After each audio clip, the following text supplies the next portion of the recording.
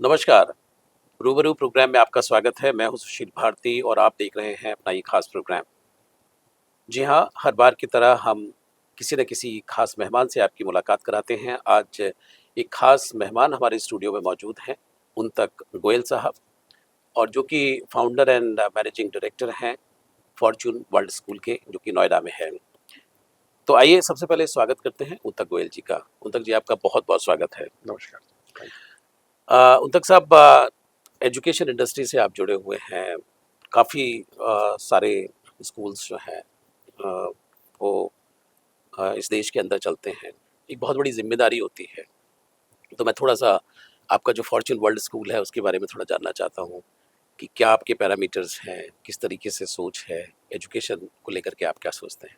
Ji, thank you Sushil ji. जी, और Fortune world school के बारे में जैसे मैं जहाँ तक बताना चाहूँगा, जी। ये हमारा एक ब्रेन चाइल्ड ऐसा स्कूल है हुँ, जो हुँ। हमारा पर्पस है, हाँ जी। वो एक ह्यूमन डेवलपमेंट है। अच्छा। हम चाहते हैं कि हुँ। बच्चा एक ही फील्ड में ना होके हुँ, हुँ। हर जगह, जैसे स्पोर्ट्स, हाँ जी, हाँ जी। एकेडमिक्स हुँ, हुँ। और एक पैट्रियोटिज्म की भावना, हाँ। एक अपने देश के प्रति समर्पण की भावना, हाँ, हाँ। साथ में कल्चरल नॉलेज, हुँ। अपनी संस्कृति पे गौरव, हुँ, हुँ। उस बच्चे के अंदर इस एज में ही एम्बाइब कर दिया जाए, ओह! ऐसा हमारा प्रयास है। मतलब कह सकते हैं कि जो संस्कार जो बिल्डअप की जो कहानी है, जो जी, नैतिक शिक्षा की कहाँ तक कहानी है, बिल्कुल। भारतीय परंपरा और विरासत की जो कहानी है, तो उस पर फॉर्च्यून वर्ल्ड स्कूल अच्छे से खास काम कर ध्यान रहा दिया है। जाता है जिसमें हुँ, हमारे जो भी एनुअल डेज होते हैं या हुँ, स्कूल में हुँ, जो भी कल्चरल प्रोग्राम्स होते हैं, हुँ, हुँ। उसको हम भारतीय संस्कृति से जोड़ते हैं। ओके। कभी हमारे प्रोग्राम्स का थीम गंगा होती है, वाह! क्या बात है। कभी हमारे प्रोग्राम्स का थीम अभिमन्यु होते हैं, हुँ, कभी श्री कृष्ण होते हैं, कभी श्रीमद् भगवत गीता होती है, हुँ। कभी स्वामी विवेकानंद होते वाह! हैं। क्या बात है। तो इस तरह के आइडियोलॉजीज को जब हम बच्चों के सामने उस रूप में प्रकट करते हैं और बच्चे खुद इनैक्ट करते हैं, खुद हुँ, परफॉर्म करते हुँ, हैं, हुँ, तो बहुत ही गहराई से उन चीज़ों से जुड़ जाते हैं। हुँ, और वो जो जुड़ाव होता है वो लाइफ लॉन्ग रहता है। हुँ, हुँ, और वो बच्चे अपनी संस्कृति को, अपने देश के प्रति जो हुँ, सम्मान और गौरव महसूस करते हैं, हुँ। उसको देश और दुनिया में लेके जाते हैं। बहुत सुंदर, बहुत सुंदर। इस इसके अलावा हमारा जो एक सेकंड बहुत इंपॉर्टेंट जो हमारा लगता है, हमें हुँ, हमारा कंट्रीब्यूशन है, हुँ, हुँ। फॉर्च्यून वर्ल्ड स्कूल में 18 डिफरेंट स्पोर्ट्स ऑप्शंस हम प्रोवाइड करते हैं। ओके। चाहे आर्चरी है, चाहे शूटिंग है, हुँ, हुँ, चाहे पिकल बॉल है, हुँ, हुँ, क्रिकेट, फुटबॉल, वॉलीबॉल, हुँ, हुँ, बास्केटबॉल, ये सब चीज़ें तो हैं ही। हुँ, हुँ, इसके अलावा चेस है, हुँ, जिसके अंदर इंडिया बहुत अच्छा कर रहा है। हुँ, हुँ, और हमारे ही देश में ये चीज़ें डेवलप हुई हैं और हुँ, हमारे ही बच्चे अभी इसमें थोड़ा हुँ, पिछड़ रहे थे, परंतु अभी रिसेंट पास्ट के अंदर हुँ, हुँ, भारत सरकार के प्रयासों से, खेल हुँ, मंत्रालय के प्रयासों से हुँ, ये चीज़ें हाईलाइट हुई हैं। हुँ, तो हमने 18 डिफरेंट ऑप्शंस बच्चों को दी है। हुँ, हुँ। कई बार क्या होता है, हम प्रयास करते हैं कि इस बच्चे को क्रिकेट में डाल दें ओके। या एकेडमिक्स में डाल दें, हुँ, और वो बच्चा अच्छा नहीं कर पाता हुँ, और एक धारणा बन जाती है बच्चा हुँ, उस लेवल पे नहीं हुँ, कर पा रहा। हुँ, परंतु क्या पता हुँ, हम उसी बच्चे को हुँ, शूटिंग में डाल दें हुँ। या हम बैडमिंटन में डाल दें। बैडमिंटन के हो 5 हम, सकता है वो उसमें अच्छा कर ले। वो उसके हुँ, अंदर देश में अपना नाम रोशन कर दे। हुँ, तो इस तरह की ऑप्शन 18 डिफरेंट ऑप्शंस देने का प्रयास हमारा यही है हुँ, हुँ, कि स्कूल लेवल पे वो ट्राई करे हुँ, कि उसका इंटरेस्ट कहाँ है, ओके। और उससे आगे स्कूल उसमें मेहनत करता है, फिर पेरेंट्स मेहनत करते हैं और वो हुँ, बच्चा आगे बढ़ सकता है। तो एक अच्छा उज्जवल भविष्य हम बच्चों को हुँ, स्पोर्ट्स के अंदर दे सकते हैं। भारत के अंदर स्पोर्टिंग हुँ। को हम डेवलप कर सकते हैं। बहुत बढ़िया। इसी एक सवाल दिमाग में आ रहा है तक साहब कि ये जो सोच है जी, कि भारतीय संस्कृति और विरासत की जो बात आप कर रहे हैं, जी, जी। यानी, और स्पोर्ट्स की आपने बात की, तो हम्म, ये कहीं न कहीं आपकी सोच में पहले से ही ये इंजस्ट रही होगी। जी। तो ये क्या आपको अपने फैमिली बैकग्राउंड से मिली ये सोच, जो आपने स्कूल तक लेकर के आए, या फिर अपने आस-पास का वातावरण आपका ऐसा था? क्या जी, वजह थी? डेफिनेटली सुशील जी, क्या है कि जो इंसान खुद अच्छा महसूस करता है, हुँ, अगर मेरा स्पोर्ट्स में इंटरेस्ट है तो मैं डेफिनेटली चाहूंगा कि स्कूल के अंदर स्पोर्ट्स में हुँ, डेवलपमेंट हो। हुँ, तो कहीं ना कहीं मेरी फैमिली में मुझे ध्यान है, when hmm, I was a kid, hmm, hmm, मेरे ताऊ जी hmm, he hmm. Used to teach me chess. अरे वाह! क्या तो बात कहीं है। ना कहीं हुँ, एक हुँ, बड़ा प्राउड फीलिंग होती थी उनको जब हुँ, मैं चेस के अंदर अच्छा परफॉर्म करता था। हुँ, तो मुझे लगा स्कूल के अंदर चेस के लिए भी हमारे यहाँ 2,500 स्क्वायर फीट के अंदर हमने हुँ, हुँ, टाई अप करके एक बहुत ही हुँ, अच्छे लेवल की कंपनी के साथ टाई अप करके बच्चों के लिए चेस की अरेंजमेंट की है। ओके। और इसी तरह स्पोर्ट्स में शूटिंग वगैरह कुछ चीज़ें बाहर से भी इंस्पायर करती हैं। जब हुँ, इंडिया हुँ, परफॉर्म करता है ओलंपिक्स में, हुँ, हुँ, शूटिंग में, आर्चरी में, हुँ, हुँ, तो हमें लगता है ये चीज़ें हुँ, करी जा सकती हैं। हुँ, और कल्चर की जहाँ तक बात है, संस्कृति की जहाँ तक बात है, हाँ डेफिनेटली हुँ, इसके लिए मेरा जो भी रुझान है वो मेरे पेरेंट्स की देन है। ओके। मेरी मदर, मेरे फादर हम्म, भगवत गीता से बहुत अच्छे तरह से जुड़े हुए हैं। हम्म, और भगवत गीता एक ऐसा ग्रंथ है जो किसी रिलीजन स्पेसिफिक नहीं है, बिल्कुल। वो एक मानवता के लिए है। हम्म, व्यक्ति कोई भी रिलीजन फॉलो करता हो, हम्म, भगवत गीता में सबके लिए कुछ ना कुछ है। हम्म, तो ऐसी सोच रखते हुए हम आधार रखते हैं भगवत गीता को। ठीक।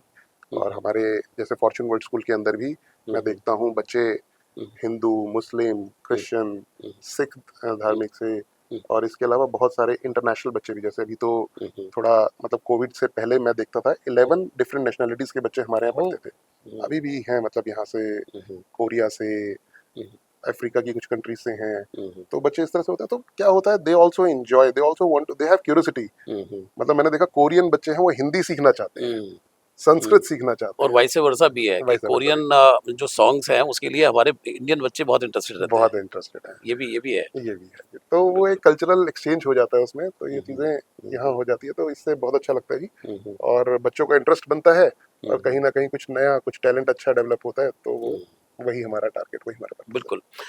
उन तक साहब एक चीज़ और भी कि जैसे बीते वर्षों में हमने देखा कि जो प्राइवेट एजुकेशन की जो बातें रहीं, तो उसमें बहुत ज़्यादा जो ज़ोर दिया गया वो क्लासरूम एजुकेशन पे, बैग बहुत भारी हो गए थे, असाइनमेंट्स बहुत ज़्यादा थीं। जी लेकिन नई एजुकेशन पॉलिसी जब आई तो उसने काफ़ी कुछ तब्दीलियाँ लाई। जी अ, लेकिन आप जो हैं वो मुझे लगता है कि काफ़ी पहले से ही आप ये सोचते रहे कि भई जो कोकरल एक्टिविटीज़ हैं वो ज़रूर होनी चाहिए क्योंकि उसी से ही बच्चे का चहुमुखी विकास होता है राइट जी, राइट नहीं? जी। तो ये शायद मेरे ख्याल से पहले से ही सोच आपकी ये रही होगी पहले या से एजुकेशन पॉलिसी के आने के बाद आपने ये तब्दीलियाँ की? एनईपी 2020 जैसे जब लागू हुई जी, तो हुँ, अभी लागू होने की स्टेज में ही है। लगातार उसमें तब्दीलियां हो रही हैं, काफ़ी चीज़ें इंप्रूव होती हैं, काफ़ी जी। चीज़ रिसर्च से हुँ, हुँ, बेटर की जाती है। हुँ, परंतु ये सोच मुझे लगता है हमारे स्कूल के अंदर hmm, hmm, right from the day one रही। ओके। हमारा ये थॉट प्रोसेस रहा कि बच्चे को हुँ, हुँ, सारी तरह की ऑप्शंस मिलनी चाहिए। हुँ, हुँ, हुँ, जैसा कि कौन जानता है कि कौन बच्चा कहाँ एक्सेल करता है। हुँ, तो इसी सोच के साथ हाँ, बैग जो भारी हुए, एनईपी के अंदर इन चीज़ों के ऊपर काफ़ी वर्क किया गया। हुँ, हुँ, बैगलेस डेज भी हुँ, डिसाइड हुँ, किए गए गवर्नमेंट की तरफ से हुँ, कि साल में कुछ दिन ऐसे हों हुँ, जब बच्चा बिना बैग ही स्कूल आए, हुँ, हुँ, और उसको उस दिन वो रेगुलर पढ़ाई से हटकर हुँ, हुँ, अपने मन से काम करे। हुँ, तो ये सब चीज़ें अब उनको एक प्रोफेशनल तरीके से करिकुलम के अंदर इम्बाइब किया जा रहा है। हुँ, हुँ, परंतु डेफिनेटली जिस तरह गवर्नमेंट ने इन चीज़ों को करा, तो कहीं ना कहीं हमारे जैसे स्कूल भी कुछ ना कुछ ऐसा फॉलो कर रहे थे। हुँ, तो कहीं से कुछ इकट्ठा करके एक हुँ। अच्छा करिकुलम एनईपी वो रज़ा जो है वो मिल गई, मिल सोच गई जो है है। वो आपस बिल्कुल में मिल गई बिल्कुल है। बिल्कुल। बिल्कुल। थोड़ा-सा मैं जो पेरेंट्स जो हमारे जो गार्जियंस हैं, जो बच्चे जो जिनके बच्चे पढ़ते हैं, उनके पॉइंट ऑफ व्यू से भी बात करना चाहता हूँ कि अक्सर कभी कई बार पेरेंट्स जो हैं वो ये सोचते हैं कि भई हमने एक अच्छे बड़े स्कूल में बच्चे को एडमिट करा दिया है जी और हम बहुत अच्छा पैसा खर्च कर रहे हैं, इस तरह की सोच होती है। तो अब हमारी ज़िम्मेदारी जो है वो अब उतनी ज़्यादा नहीं रहती, तो हम्म, हमने एक तरीके से अपना जो बिट जो था वो कर दिया है। जी जी जी। तो मैं आपको मैनेजमेंट पॉइंट ऑफ व्यू से पूछना चाहता हूँ कि आपकी क्या अपेक्षाएँ होती हैं पेरेंट्स से? क्योंकि पेरेंट्स भी पल्ला ना झाड़ें क्योंकि एक बच्चे बिल्कुल के विकास में जितना स्कूल का योगदान है, उतना घर और परिवार और माहौल का भी योगदान है। बिल्कुल जी, बिल्कुल, ये बहुत ज़रूरी है। देखिए क्या है, पेरेंट्स कई बार ऐसा होता है जी। कि पेरेंट्स को लगता है कि उस 6 घंटे के अंदर ही, हाँ जो जी। 8 से लेके 2 बजे के बीच में बच्चा स्कूल में है, हुँ, हुँ। और वो उनका दायित्व उन्होंने पूरा कर दिया, पैसे दे दिए स्कूल को। हुँ, हुँ। परंतु देखिए क्या है, हुँ, हुँ। 6 घंटे के अलावा जो बाकी के 18 घंटे हैं, जी। उनके अंदर बच्चा क्या कर रहा है, हुँ, हुँ। कैसे माहौल में रह रहा है, हुँ, कैसी थॉट प्रोसेस है, हुँ। कैसे टेक्नोलॉजी का यूज़ कर रहा है, पॉजिटिव तरीके से कर रहा है या उसको खाली हुँ, हुँ। एन्जॉयमेंट के पर्पज़ से देख रहा है। हुँ, हुँ। तो ये सब चीज़ें जब तक पेरेंट्स का कंट्रीब्यूशन नहीं होगा, हुँ, हम वो कैरेक्टर नहीं डेवलप कर पाएँगे हुँ, हुँ। जो करना चाहते हैं। हुँ, हाँ, हुँ। डेफिनिटली स्कूल अपना काम कर रहा है, हुँ, हुँ। परंतु अगर साथ में पेरेंट का भी हमें एक पॉजिटिव सपोर्ट मिल जाता है, तो हुँ, हुँ। उस बच्चे के अंदर और जो हुँ, बच्चे में खाली स्कूल काम कर रहा है, हुँ। उसमें फ़र्क हुँ, होगा। ऐसा हमारा मानना है। हुँ, हुँ। तो इसलिए डेफिनिटली अब पेरेंट्स हैं, आजकल मैं देखता हूँ हुँ, हुँ। कि पेरेंट्स इस चीज़ को समझते हैं, हुँ, हुँ। और काफ़ी हद तक, जैसे मान लीजिए कोई भी एक्टिविटी है, हुँ, अगर स्कूल के अंदर हम वीक के अंदर 2 पीरियड, 3 पीरियड स्पोर्ट्स के दे देते हैं, हुँ। 0 पीरियड में बच्चे चले जाते हैं। हुँ, बट क्या है, अगर इवनिंग के टाइम में वो टीवी देख रहा है, हुँ, हुँ। उसकी जगह वो अगर कोचिंग के लिए जा रहा हुँ, है, हुँ। तो उस चीज़ में फ़र्क है उस बच्चे के अंदर, जो हुँ, डेवलपमेंट होगी। अभी हम जैसे क्रिकेट के अंदर देखते हैं, हुँ, क्रिकेट के अंदर बच्चों को दिन रात, मतलब स्पोर्ट्स में तो ओवरऑल मैं कहूँगा, अब तो हम हुँ, अभी पीछे डिसाइड कर रहे थे, सोच रहे थे, कुछ बैठे थे हुँ, कि इंडिया के अंदर एक फुटबॉल कल्चर भी बनना चाहिए। हाँ जी, हाँ जी। जैसे क्रिकेट बहुत इंडिया के ज़रूरी है, अंदर, हाँ, बहुत ज़रूरी है। तो फुटबॉल एक ऐसा स्पोर्ट है जो पूरे वर्ल्ड के अंदर हुँ, सबसे ज़्यादा फेमस हुँ, मैं कहूँगा। हुँ, तो ऐसा होना चाहिए कि बच्चों का इंटरेस्ट हुँ, डाइवर्ट करके हुँ, हुँ, टेक्नोलॉजी का पॉजिटिव यूज़ हो, हुँ, हुँ, लिमिटेड यूज़ हो। हुँ, हुँ, अभी जैसे सिंगापुर के अंदर स्कूल्स, हुँ, कॉलेजेस के अंदर बंद कर दिया गया है, अभी हुँ, रिसेंटली पास हुआ है कि कोई भी किसी तरह के gadgets hmm, would not be allowed. Hmm, तो इंडिया के अंदर भी बच्चों का एक रिस्ट्रिक्टेड टाइम हो, कहीं न कहीं गवर्नमेंट इंटरवेंशन हो। आई हुँ, नो थोड़ा हुँ, हुँ, मुश्किल है, थोड़ा हुँ, टाइम लगेगा, हुँ, परंतु स्पोर्ट्स की तरफ अगर जब हम मोड़ेंगे बच्चों को, हुँ, तो जो कंसंट्रेशन लेवल उनका बढ़ेगा, हुँ, बनेगा, हुँ। उससे उनकी एजुकेशन के अंदर भी उनको इम्प्रूवमेंट मिलेगी। बहुत बढ़िया, बहुत सुंदर, बहुत सुंदर। सर एक पहले ज़माना था कि पब्लिक स्कूलों का ज़माना था, जी, जी। उसके बाद फिर आया इंटरनेशनल स्कूलों का ज़माना आया। अभी आपने नाम जोड़ा हुआ है वर्ल्ड स्कूल, जी, फॉर्च्यून वर्ल्ड स्कूल। जी। वर्ल्ड के पीछे जो है, वो क्या जो इंटरनेशनल पैरामीटर्स हैं, ग्लोबल पैरामीटर्स हैं, क्या हम उनकी बात कर रहे हैं? जी। क्या आप ये कह रहे हैं कि जो फॉर्च्यून वर्ल्ड स्कूल से पढ़ा हुआ बच्चा दुनिया के किसी भी कोने में बहुत आसानी से जज़्ब हो सकता है? आप क्या कहना चाह रहे हैं इससे? बेसिकली ये एक ऐसा मतलब एक एनवायरनमेंट हुँ, को हुँ। इंडिकेट करता है ओके। कि स्कूल के अंदर एक ऐसा एनवायरनमेंट है हुँ, हुँ। जहाँ हर नेशनैलिटी, हुँ, हुँ। हर कैटेगरी, आजकल क्या है, हुँ, हुँ। एमएनसीज हैं, जी। तो हम नोएडा में बेस्ड हैं, हुँ, हुँ। तो यहाँ बहुत सारी कंपनीज अलग अलग कंट्रीज की हैं जिनके हुँ, हेड हुँ। हेड ऑफिस हैं। हुँ, हुँ। गूगल जैसी कंपनीज आ रही हैं, हुँ, हुँ। कोरियन कंपनीज बहुत सारी हैं। हुँ, हुँ। तो बच्चों को जो रिक्वायर्ड है, हुँ, हुँ। एक ऐसा नहीं होना चाहिए कि कोई बच्चा, कोरियन बच्चे हैं तो कोरियन स्कूल ही देख रहे हैं, हुँ, हुँ। अगर वो बच्चे जर्मनी से आए हैं तो जर्मन। हमने एक ऐसा एनवायरनमेंट बनाया हुआ है जहाँ पे बेसिकली हुँ, हुँ। लैंग्वेज बेशक medium of hmm, hmm. Speaking English है, हुँ, हुँ। परंतु उन बच्चों को अकोमोडेट करके हुँ, हुँ। और उनको उस तरह से तैयार कर रहे हैं हुँ, कि whenever they go back also, um, go um. Back to their native, they um, don't have a problem. Um. And जब हमारे बच्चे तैयार होकर जब किसी भी वर्ल्ड के प्लेटफॉर्म पे जाएंगे, हुँ, तो वहां भी उनको कोई तकलीफ ना है। हुँ। बहुत तो बढ़िया। बेशक पैटर्न हमने सीबीएसई लेके चले हुँ, हैं, हुँ। बट उसको एक वर्ल्ड क्लास स्ट्रेंथ का जैसे है, हुँ, हुँ। 20 से 30 बच्चों का हमारा एक हुँ, कंसेप्ट रहता है। जबकि हम हुँ। पब्लिक स्कूल्स की बात करें या पुराने स्कूल्स की बात करें, हुँ, तो 50 बच्चे, 60 बच्चे तक भी हुँ। एक क्लास में हो जाते थे। हुँ, तो 40 मिनट के पीरियड में 50 बच्चे, 40 बच्चे, 60 बच्चे, हुँ। तो उसमें जो अटेंडेंस वन सिस्टम टू होता वन था, आता था। हाँ, उसके हाँ, बाद हाँ। चीज़ें होती, तो उतना एजुकेशन पे फोकस नहीं हो पाता था, वो एक हुँ, फॉर्मेलिटी ज़्यादा होती थी। हुँ, परंतु अभी बिल्कुल फोकस्ड अप्रोच हुँ, और इंडिविजुअल नीड, हुँ। लाइक हम सैटरडेज को अपने बच्चों के लिए एक learners on the way programme करते हैं, ओके।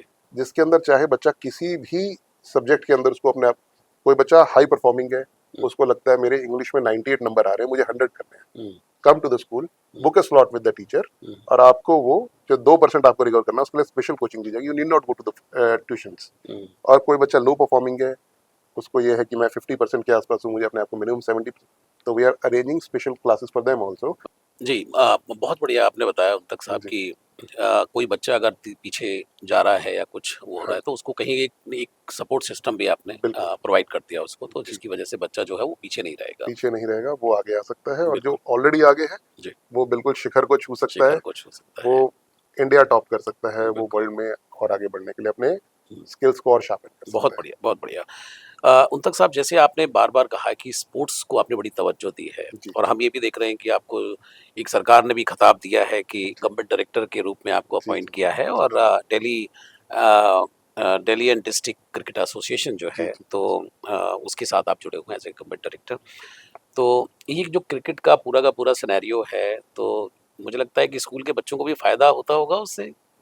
हाँ, डेफ़िनेटली देखिए जी, क्या है हुँ, कि क्रिकेट आज इंडिया के अंदर एक रिलिजन है अपने आप जी, में। बिल्कुल। हर बच्चे की चाह है, हर हुँ, पेरेंट की चाह है, हुँ, अगर बच्चा थोड़ा भी अच्छा करता है तो वो चाहते हैं कि बच्चा कहीं न कहीं, हुँ, और अपॉर्च्युनिटी भी है। बिल्कुल, बिल्कुल। पहले खाली वनडेज़, टेस्ट मैचेज़ होते थे, हुँ, हुँ, फिर जब से टी20 कांसेप्ट आया, उसके हुँ, बाद ये आईपीएल जो आया, आईपीएल हाँ। तो इससे भारत में क्रिकेट की तरफ हुँ, हुँ, रुझान बढ़ा, हुँ, हुँ, पैसा भी आया स्पोर्ट के अंदर। हुँ, हुँ, और अभी जैसे हम दिल्ली डिस्ट्रिक्ट क्रिकेट एसोसिएशन में, हुँ, हुँ, हमारे अध्यक्ष रोहन जेटली हैं, और हुँ, काफ़ी बड़ा प्लेटफॉर्म है ये।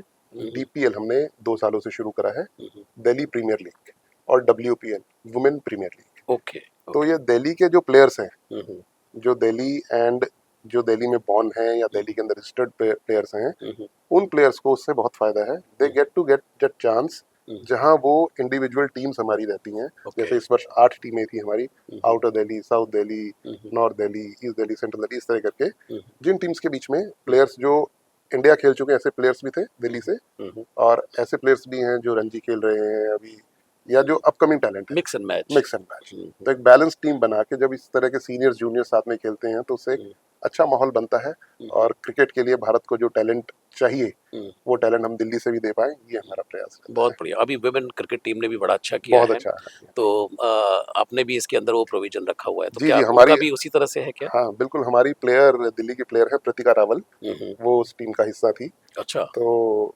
अभी हमने रिसेंटली उनको अपने डीडीसीए से अवार्डेड भी किया है 51 लाख रुपए की धनराशि। अच्छा। अभी रिसेंटली हमारे डीडीसीए के अध्यक्ष रोहन जेटली जी ने घोषित की है। हम्म। तो विमेंस वर्ल्ड कप का ये आना, ये मतलब एक, जिस तरह मैं कहूँगा 1983 में मेंस क्रिकेट के अंदर एक कपिल देव की जब नेतृत्व में भारत ने वर्ल्ड कप जीता था, ऐसे ही हम सोचते हैं कि शायद विमेंस क्रिकेट के अंदर भी एक जागरूकता का मौका ये आया हो। तो उस चीज़ को ही हमने अप्रिशिएट करने के लिए हाँ।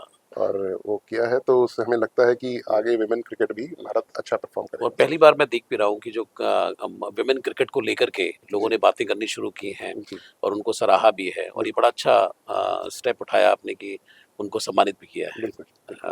उनको।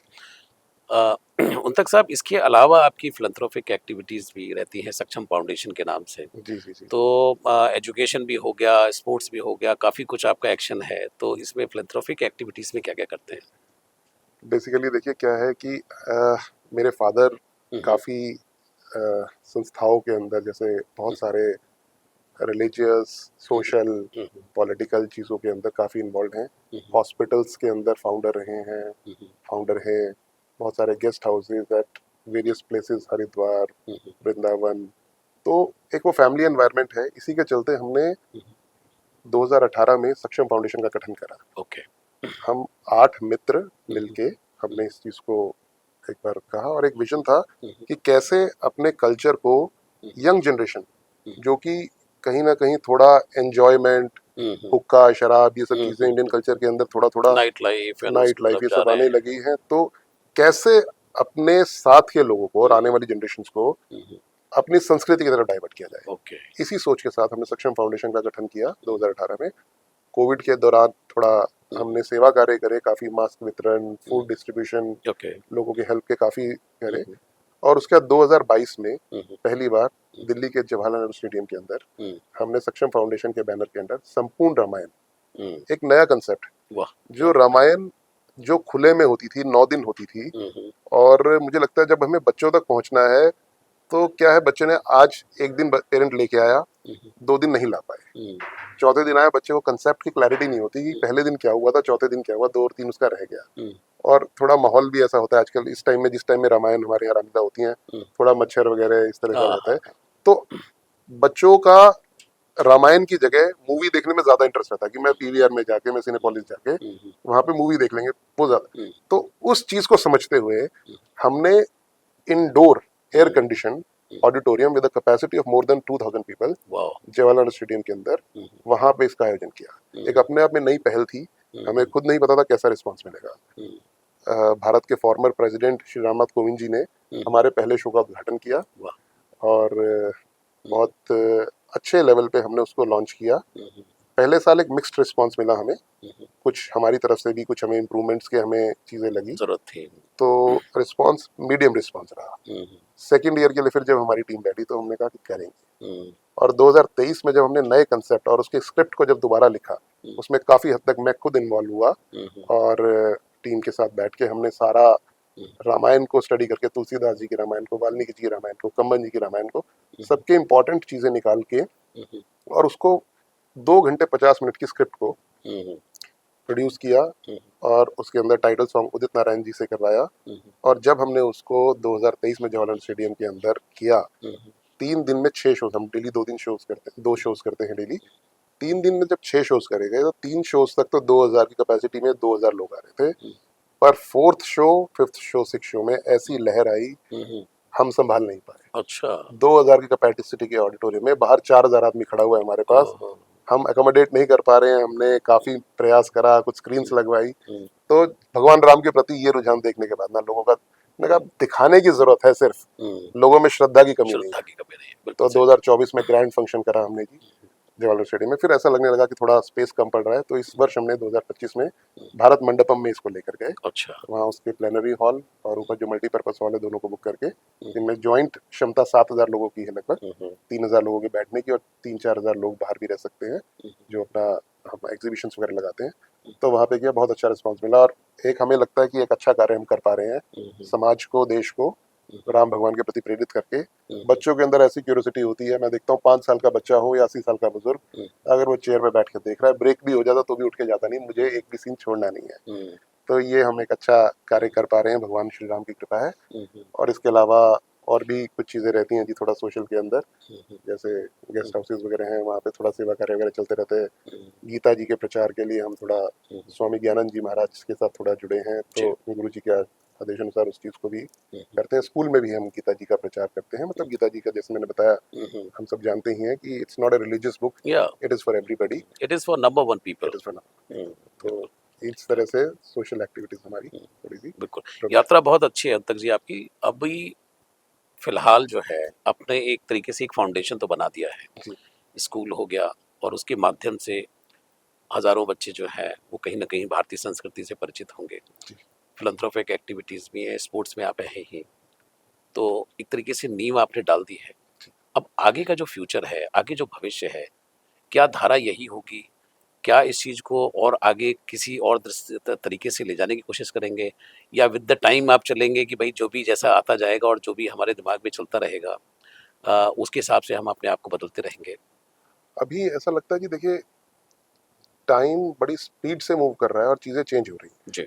अभी हमने जो एक्सपेरिमेंट करा, जो आउटडोर रामलीला को हमने इंडोर रामलीला करा, एयर हम्म। कंडीशन रामलीला हाँ, करा, ये ये बहुत एक ही नया सफल कॉन्सेप्ट था। प्रयास रहा, बिल्कुल बिल्कुल। और मुझे लगता है लोग इसको फॉलो करेंगे। हम्म। तो इसको और ग्रैंड स्केल पे ले जाने का हम प्रयास करेंगे। ओके। इस परफॉर्मेंस को इंडिया की दूसरी सिटीज़ में लेकर जाएंगे। और अब हमारी बात हो रही थी अभी कुछ लोग से, जो अपने Indian NRIs settled in Sydney, तो देवर आस्किंग कि हम इसको ओपेरा हाउस में सिडनी में कर सकते हैं। तो कहीं ना कहीं अगर ऐसी अपॉर्चुनिटी वाह, क्या सिस्टम बात बैठता है, तो हम भारतीय संस्कृति को वहाँ ले जाने का पूरा प्रयास है। करेंगे। स्कूल के अंदर जहाँ तक बात है, एजुकेशन के अंदर गवर्नमेंट का पूरा इस टाइम नज़र है, और एनईपी के लागू होने के बाद मुझे लगता है एजुकेशन सिस्टम के अंदर जो हमें पढ़ाना चाहिए वो चीज़ें हम पढ़ा पा रहे हैं आज के डेट में।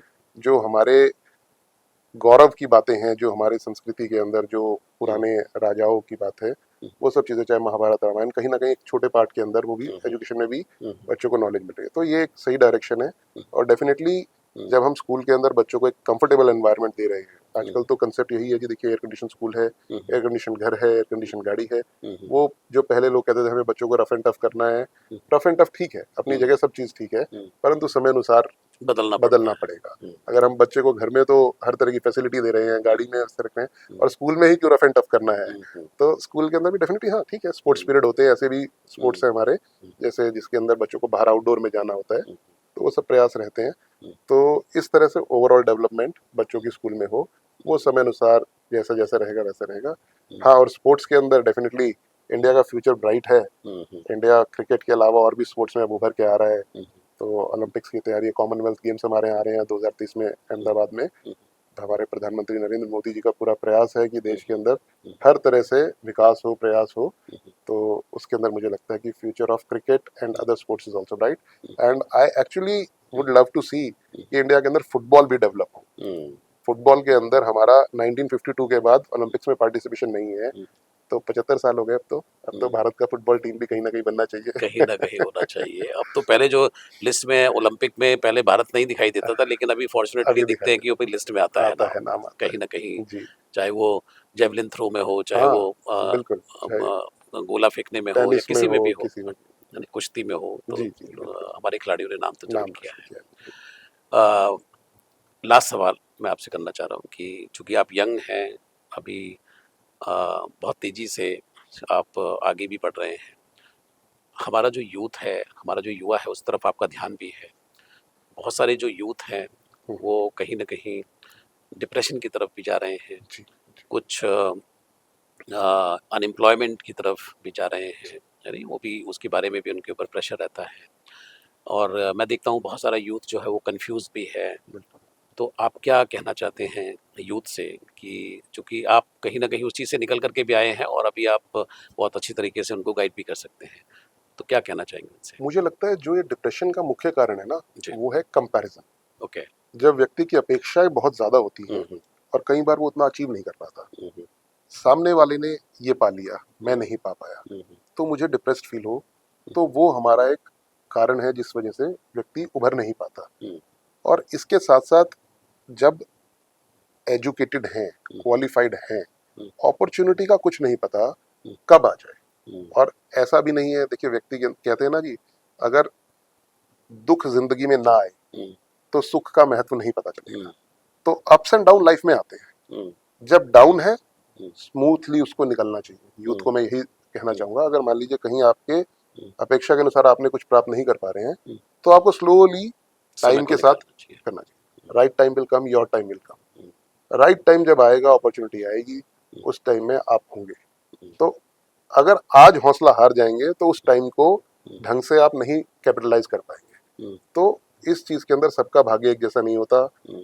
किसी को ऐसा लगता है कि मैं आज बहुत कम हूँ, क्या पता कल को हम्म, कहाँ क्या अचीवमेंट कर लें। हमारे हम्म, पास एग्जाम्पल्स हैं, हम्म, पूरा भरा पड़ा है हमारा भारतीय हम्म, संस्कृति हम्म, रिसेंट पास्ट के अंदर भी, हम्म, कि वनवास भोगने के बाद भी भगवान 14 साल, हम्म, मतलब अगर हम एग्जाम्पल देते हैं राम भगवान का, मैं मंच से बोलता हूँ वहां से, हम्म, जब भी भारत मंडपम में, मैं यही कहता हूँ कि भगवान राम अगर वो लग्जरी में ही रहते, हम्म, अगर उन्हें वनवास ना हुआ होता, हम्म, तो वो भगवान राम नहीं कहलाते, वो हम्म, दशरथ राजा के पुत्र कहलाते। हम्म, रघुवंश के अंदर एक राजा हम्म, राम भी थे, ऐसा हमारे बिल्कुल, वर्णन में गौतम बुद्ध। आता। हाँ, हम्म, तो परंतु जब उनको केकई के, हम्म, उनकी माता केकई के हम्म, वरदान के कारण हम्म, वन में जाकर हम्म, और उन्होंने ऐसे अद्भुत कार्य करे, हम्म, मैं सोचता हूँ मतलब आज, मतलब कि हम्म, कहते हैं राम भगवान की कुंडली में हम्म, 8 उच्च ग्रह थे, हम्म, एक शनि ग्रह ऐसा था हम्म, जो सही नहीं था, हम्म, और उसकी वजह से उनको वनवास मिला। हम्म, परंतु राम भगवान को अगर वनवास ना मिला होता तो हमें उनके कैरेक्टर का कैसे पता चलता। हम्म, एक व्यक्ति, एक इंडिविजुअल, हम्म, उस टाइम में उसकी पत्नी का हरण हो गया हम्म, और उसने अयोध्या से निकल के समुद्र में बांध बांधकर हम्म, अपने ससुराल से और अपने पिता के राज्य से बिना सहायता लिए वानरों के, वानर हम कहते हैं जी, वन में रहने वाले नर, हम्म, उन नरों को साथ में लेके उनकी सेना बनाकर समुद्र पे सेतु बांध के और रावण को हरा हम्म, सीता। तो ये ऐसे में तो कोई भी आदमी हौसला हार जाए। हम्म, सही बात है। जिस दिन सीता हरण हुआ उसके बाद अगर सही मायने में देखा जाए हम्म, कि असंभव कार्य था, बिल्कुल असंभव कार्य था। परंतु उस असंभव को संभव कोई बनाया। टेक्नोलॉजी नहीं, कोई फोन नहीं, कोई कुछ नहीं। कुछ भी नहीं, और उसके बाद जो ऑप्शंस अवेलेबल थी वो भी अवेल नहीं करी। हम्म, भरत और शत्रुघ्न को इन्वॉल्व ही नहीं करा कहीं भी, राजा जनक को पता ही नहीं है। हम्म, और जब सीता माता को वापस लेकर आते हैं, तो ये एग्जाम्पल्स है हमारे गौतम बुद्ध का, जैसे आप कह रहे हैं, भगवान श्री कृष्ण की लाइफ से हम इंस्पिरेशन लेते हैं। तो ये हमारा देश है, हमारा काल है। अब देखते हैं, हम छत्रपति शिवाजी की लाइफ को हम स्टडी करें, हम्म, महाराणा प्रताप की लाइफ को स्टडी करें, तो ये एग्जाम्पल्स हैं। हम्म, डिफिकल्टीज आती हैं, हम्म, कई बार मन टूटता है, हम्म, परंतु मैं यही कहना चाहूंगा हम्म, कि आप धैर्य रखें, संयम रखें हम्म, और अपना बेस्ट करें। हम्म, डेफिनेटली आप अचीव करेंगे, जो आप सोच के चल रहे हो उससे ज्यादा अचीव करेंगे। बहुत सुंदर, बहुत सुंदर। बहुत बहुत शुक्रिया माँ उनतक जी, आपने बड़े अच्छे तरीके से बात की और अपने दिल से बात की। और एमएस टीवी के लिए आपका बहुत बहुत शुक्रिया थैंक यू सो कि much for inviting me. I am really glad Sushil ji, thank you so much. Thank you ji, thank you, thank you.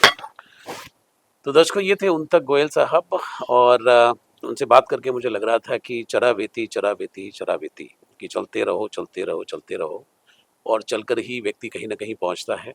और हमारे जितने भी उन्होंने एग्जाम्पल दिए हैं उसमें बिल्कुल ठीक कहा उन्होंने कि चाहे भगवान राम हो, गौतम बुद्ध हो, वो सिर्फ इसलिए नहीं जाना जाते कि वो राजा के पुत्र थे। उनके जो कर्म हैं, कार्य हैं, और जिस तरीके से उन्होंने मानवता की सेवा की, उसकी वजह से वो जाने जाते हैं। तो निराश नहीं होना है, हताश नहीं होना है, और आगे बढ़ते रहना है। आज के लिए इतना ही। अगली बार किसी और मेहमान के साथ मैं हाजिर रहूँगा। अब लेता हूँ इजाज़त। नमस्कार।